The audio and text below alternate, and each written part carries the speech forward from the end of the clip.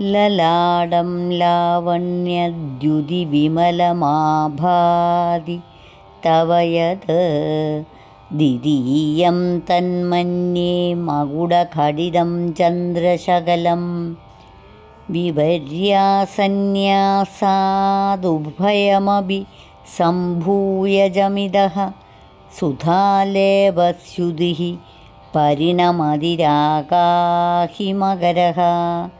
സൗന്ദര്യലഹരി ശ്ലോകം 46. ഹരി ഓം. നിന്റെ ഏതൊരു നെറ്റിത്തടം ലാവണ്യശോഭ കൊണ്ട് പരിശുദ്ധമായി ശോഭിക്കുന്നുവോ അത് കിരീടത്തിൽ ചാർത്തിയിരിക്കുന്ന ചന്ദ്രക്കലയ്ക്ക് രണ്ടാമതൊന്നായി എനിക്ക് തോന്നിപ്പോകുന്നു.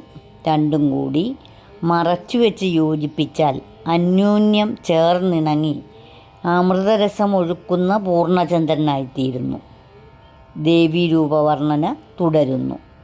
ദേവിയുടെ നെറ്റിത്തടത്തിൻ്റെ സൗന്ദര്യ മഹിമയാണ് ഈ ശ്ലോകത്തിൽ വെളിവാക്കുന്നത്. അവിടുത്തെ നെറ്റിത്തടത്തിൻ്റെ ലാവണ്യശോഭ കണ്ടാൽ ആ കിരീടത്തിലെ ചന്ദ്രക്കല കൂടാതെയുള്ള രണ്ടാമതൊരു ചന്ദ്രക്കലയാണ് ആ നെറ്റിത്തടം എന്ന് തോന്നും. ഈ രണ്ട് ചന്ദ്രക്കലകളും പരസ്പരം മറിച്ചുവെച്ച് യോജിപ്പിച്ചാൽ ആനന്ദരസം പ്രസരിപ്പിക്കുന്ന പൂർണ്ണ ചന്ദ്രബിംബമായി ശോഭിക്കും. ഹരി ഓം.